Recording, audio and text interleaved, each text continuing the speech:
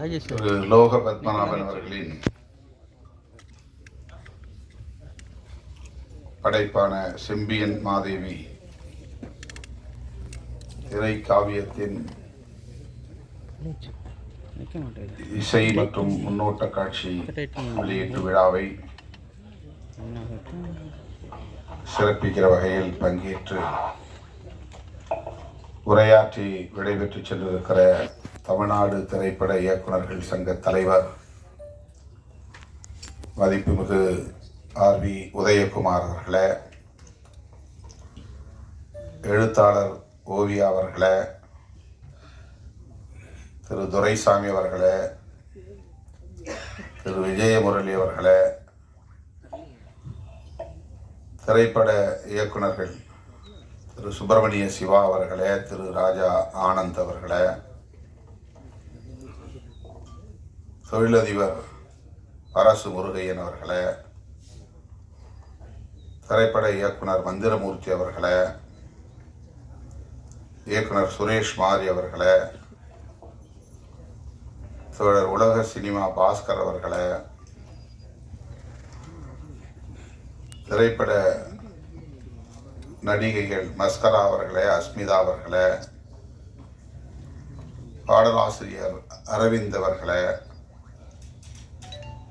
திரைப்பட இசையமைப்பாளர் திரு ஏ.டி. ராம் அவர்களே, இந்த நிகழ்வில் பங்கேற்று வாழ்த்தி உரையாற்றி அமர்ந்திருக்கிற கவிஞர் அண்ணன் காசி முத்துமாணிக்கம் அவர்களே, அறம் என்கிற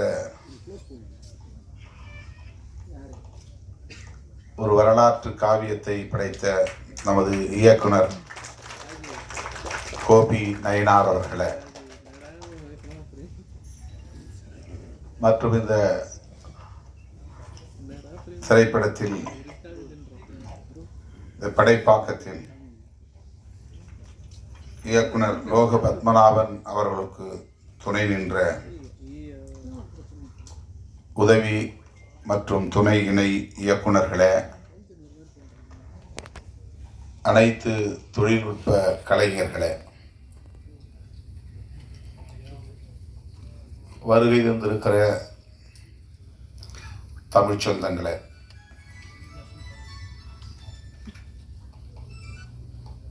திரு லோக பத்மநாபன் அவர்களே, உங்கள் அனைவருக்கும் என்னுடைய பணிவார்ந்த வணக்கத்தை தெரிவித்துக் கொள்கிறேன். சற்று காலம் தாழ்ந்து வர நேர்ந்தமைக்கு முதலில் வருத்தத்தை தெரிவித்துக் கொள்கிறேன்.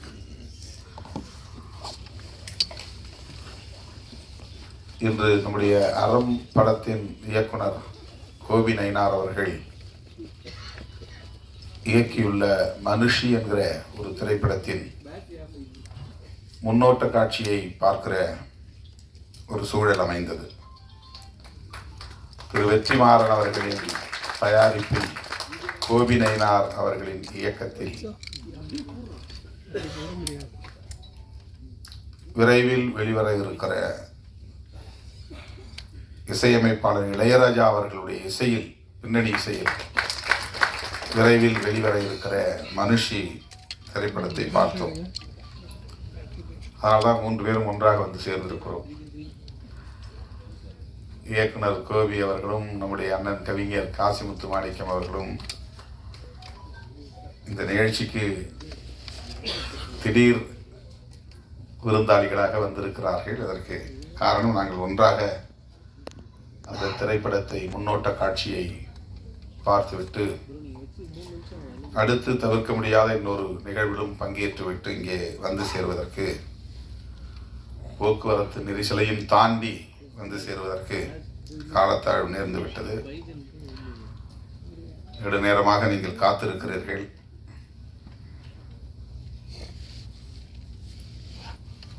நான் நீண்ட நேரம் எடுத்துக்கொள்ள விரும்பவில்லை. லோக பத்மநாபன் அவர்கள்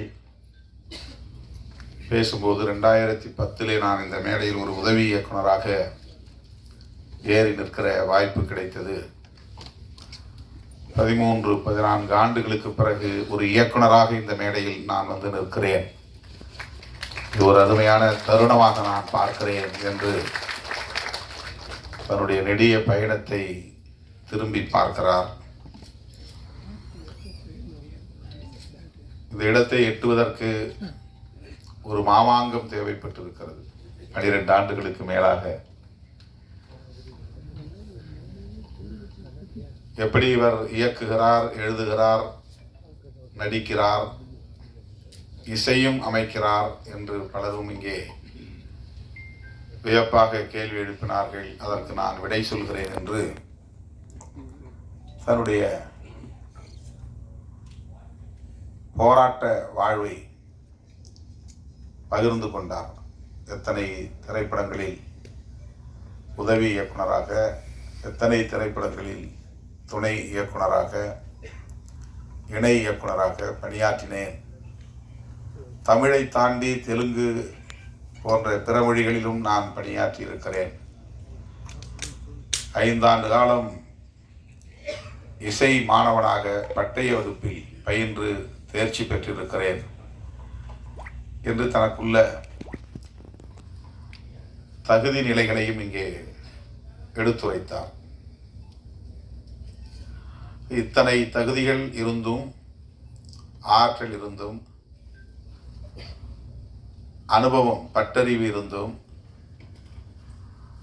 தான் எண்ணியதை எய்துவதற்கு, அடைவதற்கு இந்த களத்தில் எவ்வாறு போராட வேண்டியிருக்கிறது என்பதைத்தான் அவருடைய உரை நமக்கு உணர்த்தி இருக்கிறது. 13 ஆண்டுகளுக்கு பிறகு ஒரு இயக்குனராக இப்போது அவர் இந்த மேடையிலே நிற்கிறார். அவர் இயக்கிய, படைத்திருக்கிற அந்த திரைப்படத்தின் இசை தட்டினை வெளியிடுவதற்கான ஒரு வாய்ப்பை எனக்கு வழங்கி எனக்கு பெருமை சேர்த்திருக்கிறார். அதற்காக நான் அவருக்கு முதலில் நன்றியை தெரிவித்துக் கொள்கிறேன். திரைப்படத்தை முழுமையாக பார்த்தால்தான் அதை பற்றி நாம் சொல்ல முடியும். ஆனாலும் அதன் கருப்பொருள் என்ன என்பதை நம்முடைய ஆர்வி உதயகுமார் அவர்களும் சரி, எனக்கு முன்னர் பேசிய அனைவரும் சரி கோடிட்டு காட்டியிருக்கிறார்கள், தொட்டு பேசியிருக்கிறார்கள். தமிழ்நாட்டில் காதல் என்பதும் ஒரு அரசியலுக்கான பேசுபடு பொருளாக மாறி இருக்கிறது. காதலை பற்றியும் பேசி அரசியல் ஆதாயம் தேட முடியும் என்பது தமிழக அரசியலில்தான் முதலாக நாம் பார்த்தோம். அரசியல் ஆதாயத்திற்கு காதலையும் பயன்படுத்துவது, அதையும் ஒரு மூலதனமாக மாற்றிக்கொள்வது. ஒருபடி அரசியல்வாதியை தாண்டி சினிமா துறையிலே இருப்பவர்களும் கூட நாடக காதல் என்கிற பெயரிலே அதையும் அரசியலாக்கி அல்லது வணிகமாக்கி ஆதாயம் தேட பார்க்கிறார்கள். அவர்கள் அரசியல்வாதியிடமும் கெட்டிக்காரர்கள். அரசியல்வாதிகளையும் தூக்கி சாப்பிடக்கூடிய அளவுக்கு கெட்டிக்காரர்களாக இருக்கிறார்கள். என் பெயரை சொல்லியும் பிழைக்கிறார்கள்.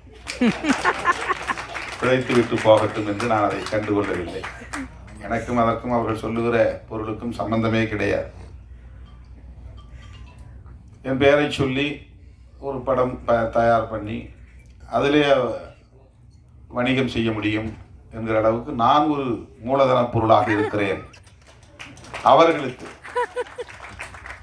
என்று சில நேரங்களில் நான் தோழர்களோடு பகிர்ந்து கொள்வதுண்டு. காதல் என்பது காலம் காலமாக பேசப்பட்டு வருகிற ஒரு உயர்ந்த சொல், சிறந்த சொல். மனிதன் தோன்றிய காலத்திலிருந்து மனித குலத்தை வழிநடத்துகிற ஒரு வலிமை மிக்க சொல் காதல். யாரும் சொல்லி வருவதில்லை, தூண்டியும் வருவதில்லை. அது ஒரு இயல்பான உணர்வு. அதைதான் ஆர்வி உதயகுமார் அவர்கள் காதலித்து பார்த்தால்தான் காதலை புரிந்து கொள்ள முடியும் என்று சொன்னார். பாடம் எடுத்து புரிந்து கொள்ள முடியாது. அறிவியலை பாடம் எடுத்து சொல்லித்தர முடியும், கணக்கை பாடம் எடுத்து சொல்லித்தர முடியும். அதற்கெல்லாம் ஆசிரியர்கள் உண்டு. காதலுக்கு ஆசிரியர்கள் கிடையாது. அது இயல்பான உணர்வு. அப்படி சொல்லித்தரவும் முடியாது.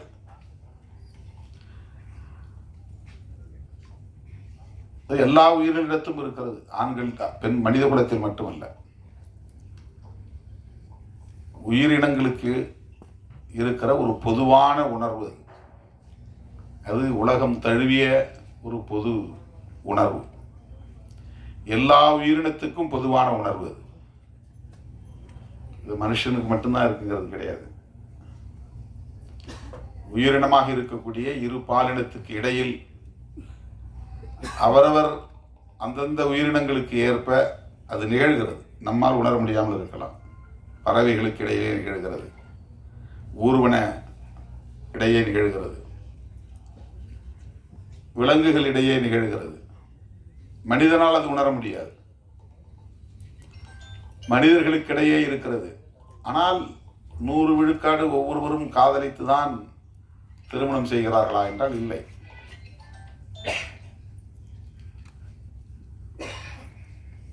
ஒரு கிராமத்தில் ஒரு வயதொத்த இளம் ஆண்கள் அல்லது இளம் பெண்கள், ஒரு 20 ஆண்கள் அல்லது 20 பெண்கள் இருக்கிறார்கள் என்று சொன்னால்,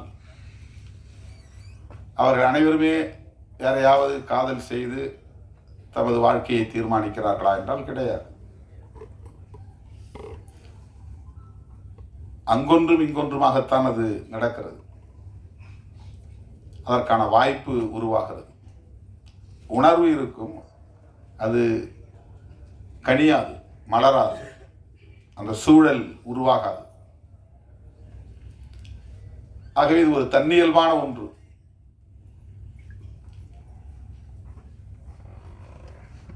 அதனை ஏதோ திட்டமிட்டு யாரோ சொல்லி டிஷர்ட் போட்டால், ஜீன்ஸ் போட்டால், கூலிங் கிளாஸ் போட்டால் பெண்கள் மயங்கி விடுவார்கள். அந்த டிஷர்ட் போட்டவன் பின்னாலேயே பெண்கள் போய் விடுவார்கள் என்பதை போன்ற ஒரு தோற்றம் இங்கே உருவாக்கப்பட்டு அதற்கு ஒரு பெயரை சூட்டியிருக்கிறார்கள், நாடக காதல். அப்படி ஒன்று இருக்கவே முடியாது. காதல் காதல் தான், அவ்வளவுதான். இன்னொன்று அப்படி ஒன்று இல்லை, அப்படி ஒன்று இருக்க முடியாது. நாடகம் செய்தெல்லாம் யாரும் யாரையும் ஏமாற்றி விட முடியாது.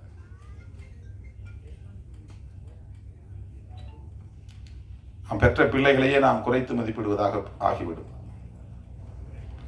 நாம் பெற்ற பிள்ளைகளையே நாம் அவமதிப்பதாக ஆகிவிடும், இழிவு செய்வதாக ஆகிவிடும்.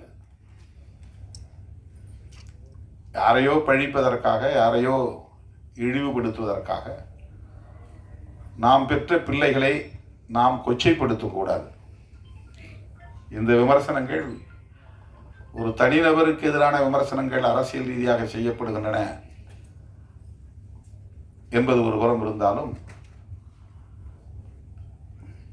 பெண்களை, நம் வீட்டு பிள்ளைகளை, பெண் பிள்ளைகளை அது கொச்சைப்படுத்துகிற ஒன்று.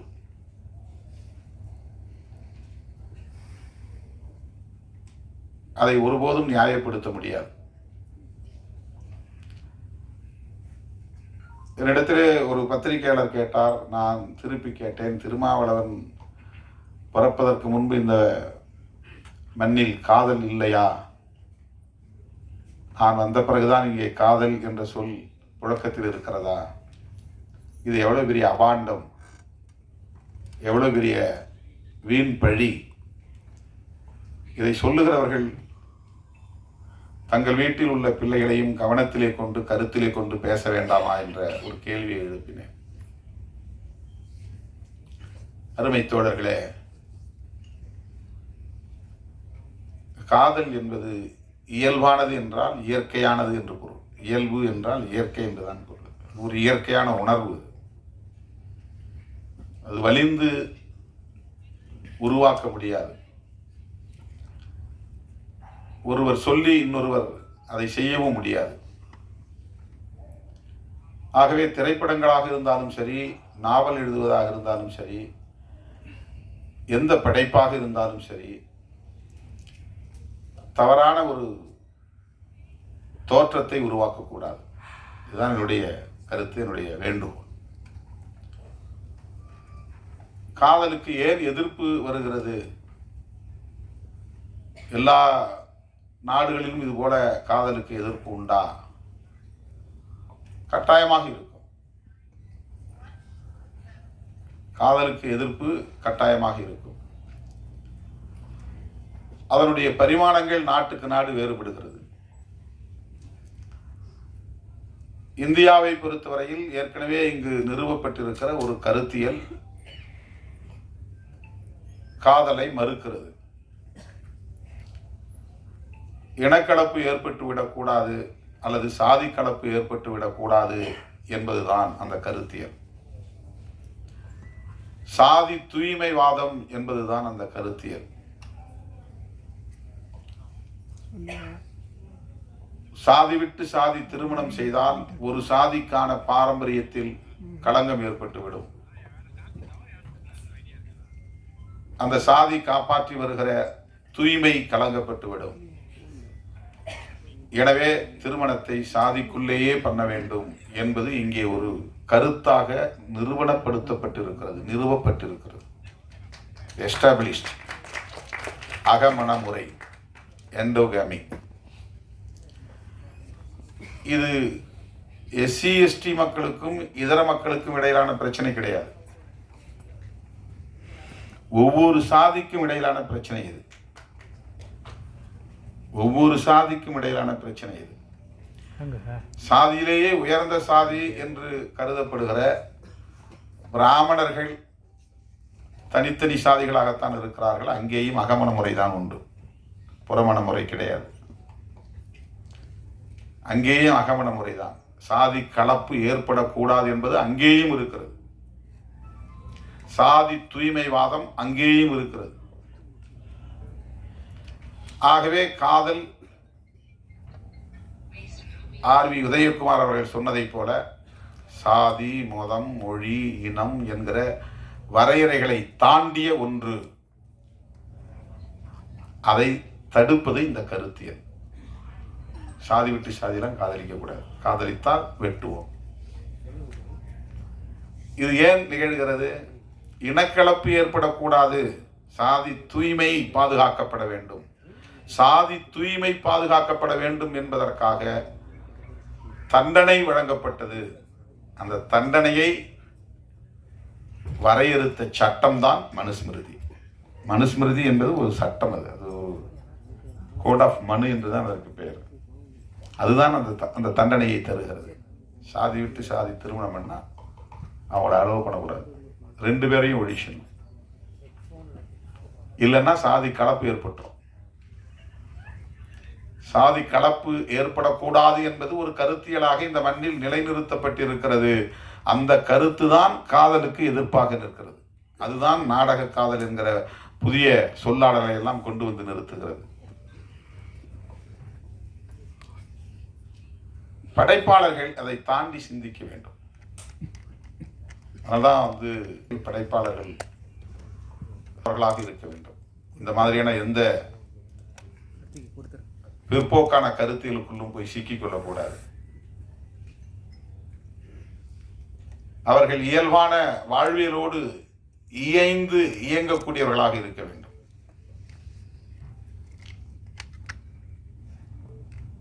அந்த ஆளுமை உள்ளவர்களால் தான் சிறப்பான ஒரு படைப்பை தர முடியும். அதில் எந்த ஒரு கருத்தையும் ஏற்றக்கூடாது. என் கூட இருக்கிறதுனால நான் சொல்கிற கருத்தை தான் சொல்லணும் அப்படின்னு ஒன்றும் கிடையாது. என் கூட இருக்கிற தோழர்கள் அவருக்கு ஒரு சுதந்திரம் இருக்குது. இப்போ அறம் படத்தினுடைய இயக்குனர் கோபி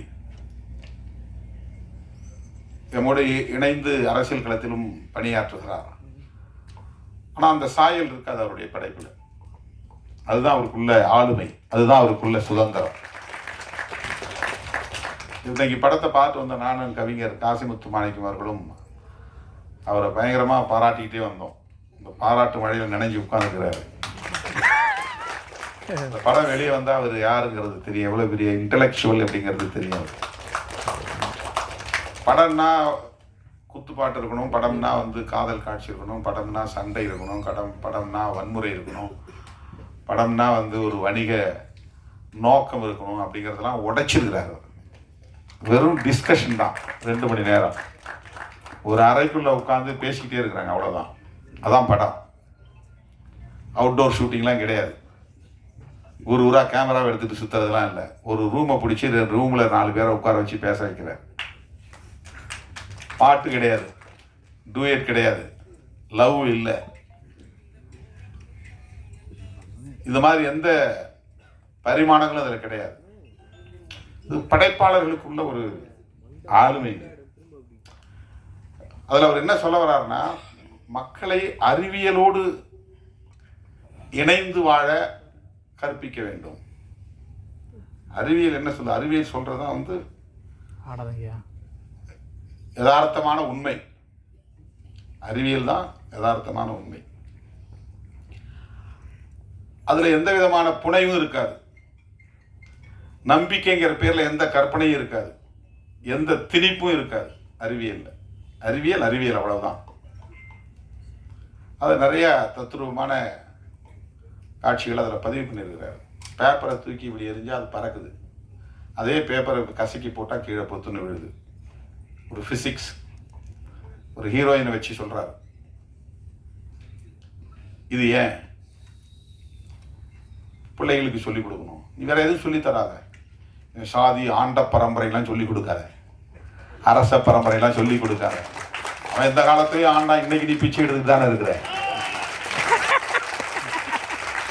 அவன் கோட்டையை கட்டி ஆண்டாலும் அவன் பரம்பரை இன்னைக்கு என்ன நிலையில் இருக்கு, அது நிலைக்காதுங்கிறது தான் அர்த்தம். கோட்டை கட்டி ஆண்டவன் பிள்ளை அர்த்தம் அது பரம்பரை. நான் மறுபடியும் அதே கம்பீரத்தோட இருப்பேன், யானையில போவேன், குதிரை போக முடியுதா? முடியாது. அதுதான் வாழ்க்கை. கோட்டை இருந்த இடம் இப்போ மண்ணா கிடக்குது. அதனால அதை சொல்றதுல எந்த அர்த்தமும் கிடையாது. அறிவியலை சொல்லி கொடுங்கிறார் அந்த படத்துல. அறிவியலை சொல்லி கொடு. அறிவியல்னா பரீட்சைக்கு எழுதுறதுக்கான அந்த சயின்ஸ் இல்லை, வாழ்வியலே ஒரு அறிவியல் தான். அந்த அறிவியல் அடிப்படையில் தான் உயிரினங்கள் எல்லாம் வாழ்கிறது. கற்பனைகளிலும் கற்பனையான நம்பிக்கைகளிலும் சிக்கி கிடக்கிற உயிரினம் தான் மனித குலம். இதுதான் கற்பிதங்களுக்குள் சிக்கி கிடக்கிற சமூகம். எனக்கு இன்னொரு பாரம்பரியம் இருக்குது, நான் இந்த குடும்பத்தை சார்ந்தவன், அப்படி நான் இப்படிப்பட்ட ஆள் அப்படின்னு ஒரு ஈகோ, இது எல்லாமே கற்பிதங்கள். சாதி என்பது ஒரு கற்பிதம், மதம்ங்கிறது ஒரு கற்பிதம், கடவுள் என்பது ஒரு கற்பிதம். கடவுள் உண்டா இல்லையான்னு கேள்வி கேட்பேன். நீ கடவுள் நம்புறியா இல்லையா கேள்வி, அது அந்த டிஸ்கஷனே போகுது.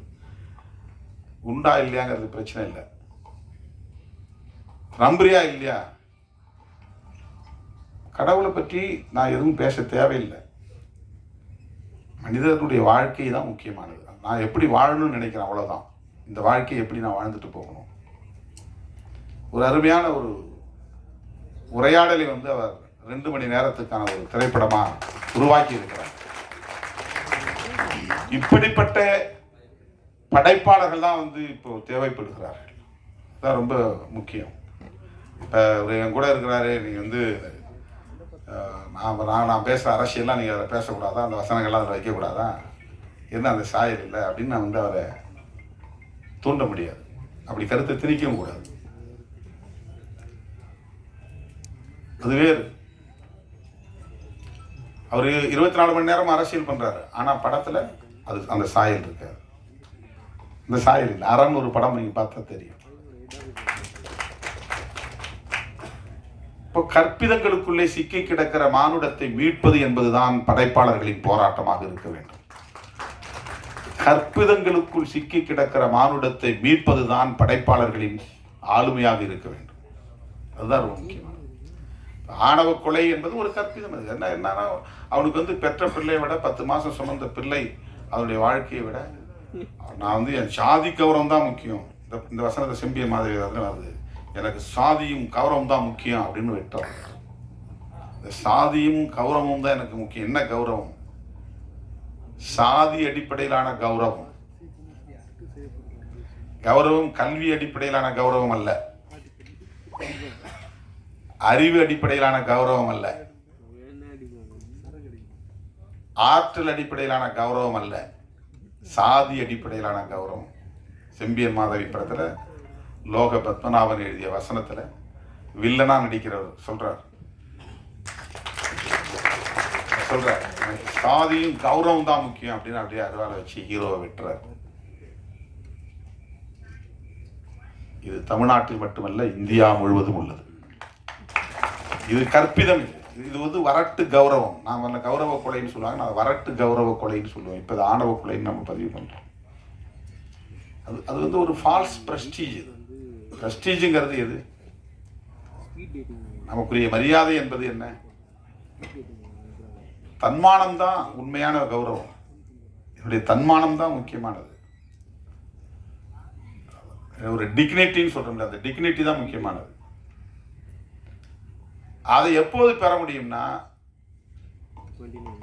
ஒரு தெளிவு வாழ்க்கையை பற்றிய, மனித குலத்தை பற்றிய, அறிவியலை பற்றிய தெளிவு வருகிற போதுதான் அது நமக்கு புலப்படும்.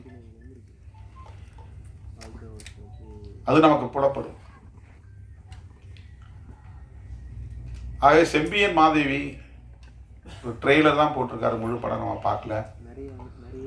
அதில் வரக்கூடிய காட்சி, அதில் வரக்கூடிய வசனம், காதலுக்கு எதிர்ப்பு சாதியின் பெயரால் இருக்கிறது, அதை பற்றி அதிலே பேசப்படுகிறது என்பதை நம்மால் உணர முடிகிறது. இதை ஏன் திரும்ப திரும்ப பேச வேண்டும்? எதற்காக இதை திரும்ப திரும்ப நாம் படமாக்க வேண்டும்? திரும்ப திரும்ப விவாதிப்பதன் மூலம்தான் ஒரு பிரச்சனை தீர்வை எட்டுகிறது. மீண்டும் மீண்டும் உரையாடல் தேவைப்படுகிறது. நாம நிறைய காலத்துல, கடந்த காலங்களில் அரசியல் என்னன்னா, காஸ்ட் பற்றிலாம் பேசக்கூடாது, நம்ம காஸ்ட் கிடையாது அப்படின்னு தள்ளி விட்டுருவாங்க. சாதி பிரச்சனை பத்தி பேசக்கூடாது, நம்ம இடத்துல சாதி பிரச்சனை இல்லை, ஆனா இருக்கு, உண்மையில் இருக்கு. மனுஷன் பிறந்ததுல இருந்து சாகர வரையிலும் அவனை அறியாம அவனை வழி நடத்திட்டு இருக்கிறது சாதி உளவியல். இந்திய மண்ணை பொறுத்தவரையில அவன் உடுத்துறதிலிருந்து, உண்ணுவதிலிருந்து, உறங்குகிற வரையில் அவனை அறியாமல் அவனை வழிநடத்துவது சாதி உளவியல். இது வந்து டிஎன்ஏலே வந்து அதுக்கான கட்டமைப்பு போட்டான். நான் சாதி ஒழிப்பை பேசினா கூட என்னை ஏதோ ஒரு சக்தி இயக்கி கொண்டிருக்கிறது. அதில் டாமினன்ட் ஆதிக்கம் செலுத்துவது சாதியா தான் இருக்கு.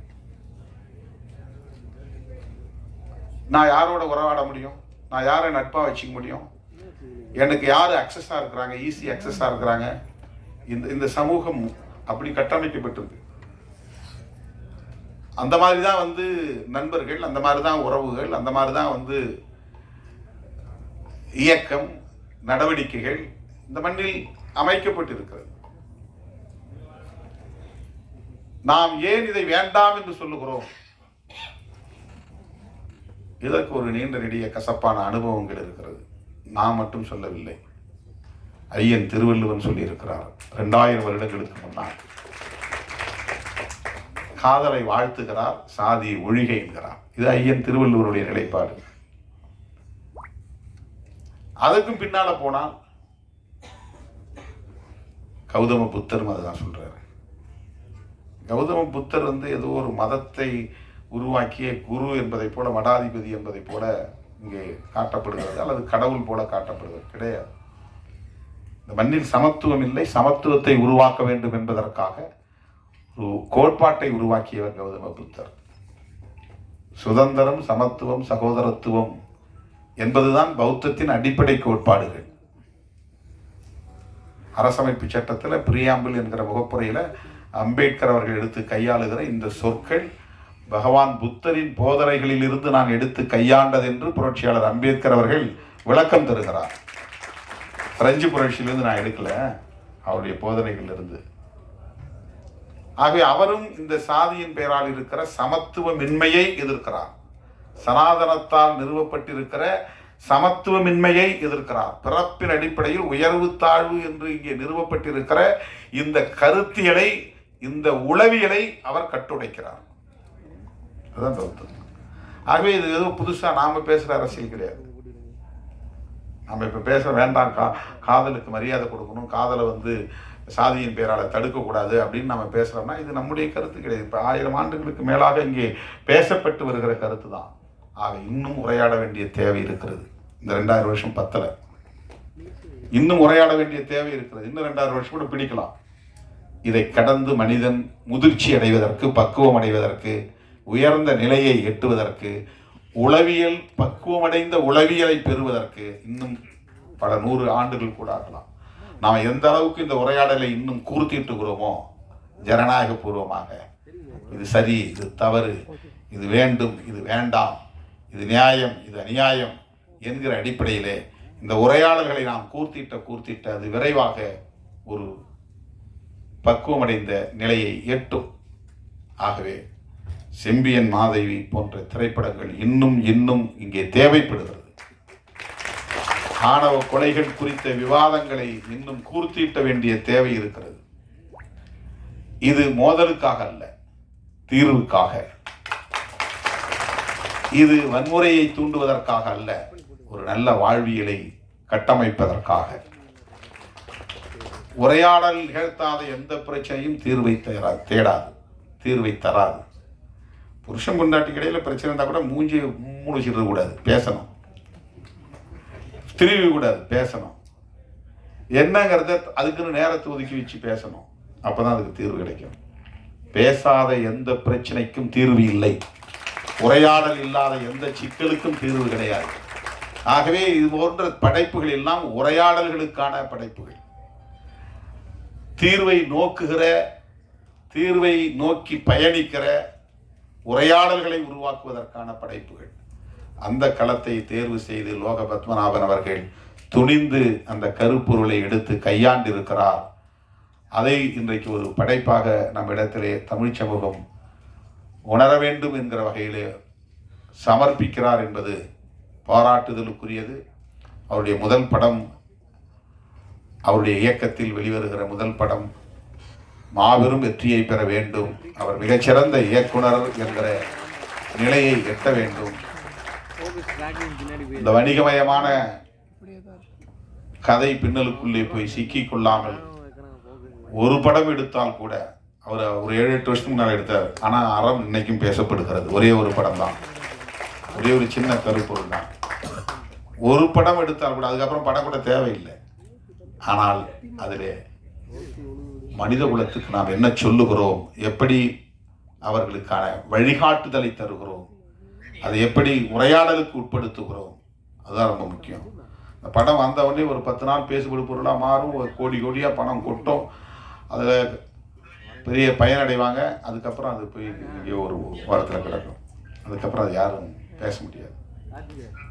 அப்படி படைப்புகள் அப்படி இருக்கக்கூடாது. ஆகவே செம்பியன் மாதேவி படத்தை எழுதி இயக்கியிருக்கிற, இசையமைத்திருக்கிற லோக பத்மநாபன் அவர்கள் ஒரு முற்போக்கான சிந்தனையுள்ள, சமூக மாற்றத்தை விரும்புகிற, இயல்பான இயற்கையான வாழ்வியலை மனித குலத்துக்கு எடுத்துரைக்கிற ஆற்றல் வாய்ந்த ஒரு படைப்பாளராக பரிணமிக்க வேண்டும். இன்னும் அவருடைய புகழ் ஓங்க வேண்டும் என்று சொல்லி இந்த வாய்ப்புக்கு நன்றி கூறி முடிக்கிறேன். நன்றி, வணக்கம்.